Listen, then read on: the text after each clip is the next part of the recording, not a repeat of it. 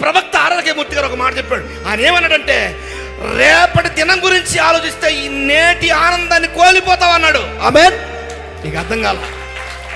రేపటి దినం గురించి నువ్వు ఆలోచిస్తే నేటి దినం ఆనందాన్ని నువ్వు కోల్పోతావు. నువ్వు రేపటి గురించి చింతిస్తే ఈరోజు ఆనందం ఎవరికి ఇస్తావు? ఈరోజు ఆనందపడు. నీ ఆనందం కోసం వచ్చాడు ఇక్కడికి. పిచ్చోడే రాలేదు ఆయన. గొప్ప దేవుడు, గొప్ప దేవుడు. అందుకే పౌలు రాశాడు, పరలోకమందున్న వారి కానీ, భూమి మీద ఉన్నవారి కానీ, భూమి కింద ఉన్నవారి కానీ ప్రతి వాని మోకాలు యేసు నామమున వంగాలి. ఎందుకంటే అన్ని నామాల కంటే కర్ర పట్టుకోకుండా, కత్తి పట్టుకోకుండా, తుపాకీ పట్టుకోకుండా, బాంబు పట్టుకోకుండా, ఏ అంతరిక్ష క్షిపణి పట్టుకోకుండా కోట్ల మంది ఈరోజు మోకాళ్ళ నుంచి ప్రార్థన చేస్తారేంటి ఆయన్ని? నువ్వు విశ్వాసం ఉంచితే ఆయన అన్ని నామాల కంటే పై నామం కలిగిన వాడు. చింతించవలసిన అవసరం లేదు.